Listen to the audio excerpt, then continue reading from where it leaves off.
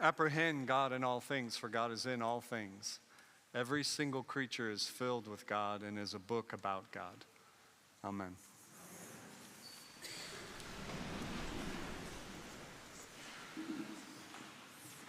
Well, thank you for coming. It's nice to see you today in the rain and all. Thank you, thank you, thank you. I know it probably wasn't easy to get here. So a couple of weeks ago, I got to do one of my favorite things in the world, and that is I got to go on a silent prayer retreat. My idea of a good time. I really, really dig it. I really like it a lot.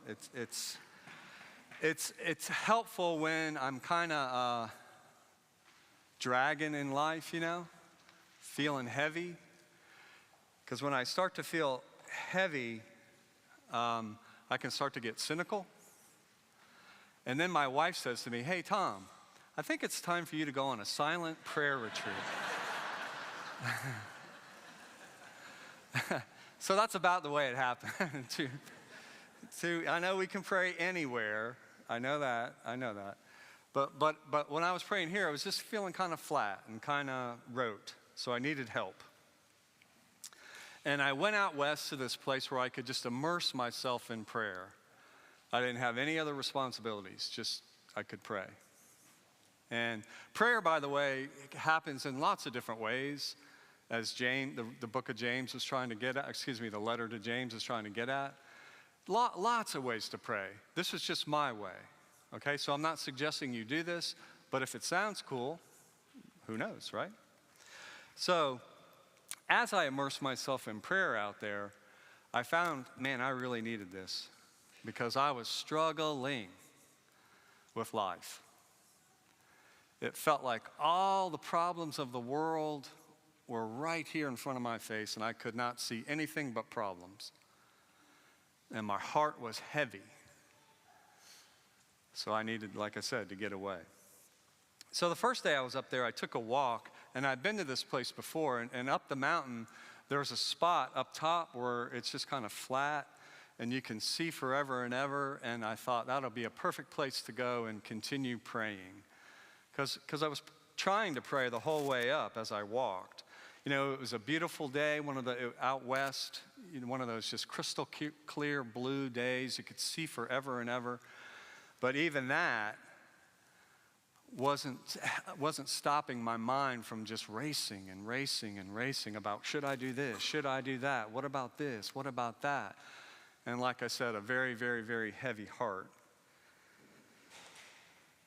So I kept walking, got to the top up there, and some people were already up there praying, which was cool. They were quiet, sitting, eyes closed.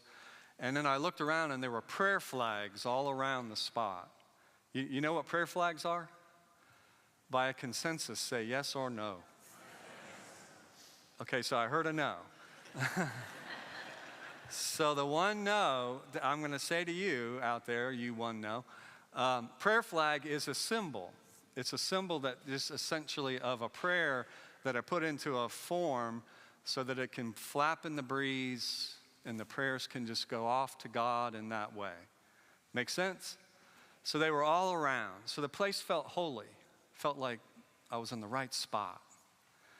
So I went to the side of the mountain, and I kept my eyes open at first, and I just felt the breeze, and it was great.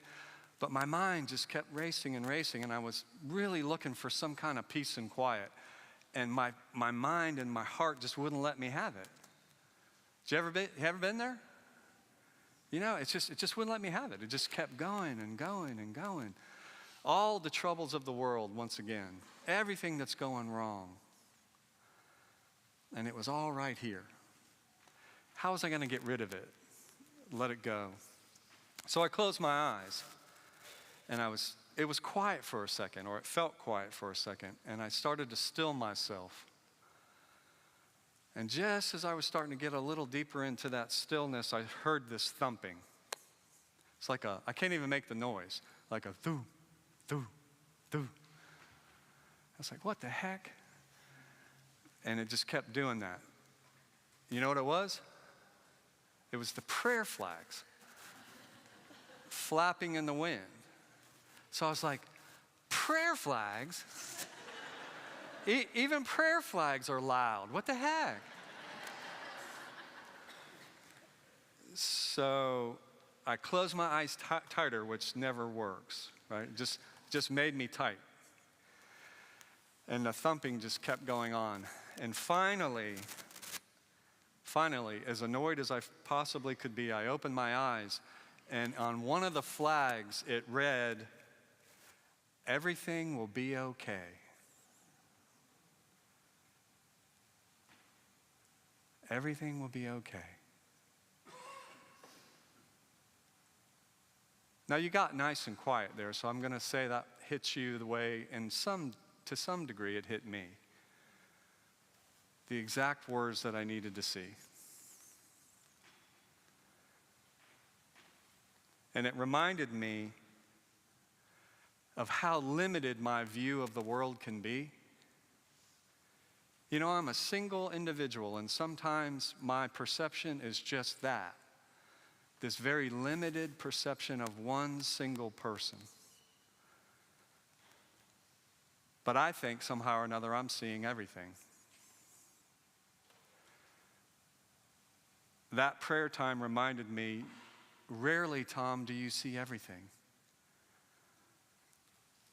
Step into this thing called prayer, and maybe then you can open up to the bigger picture, a wider vision. And the wider vision on that day was, everything will be okay.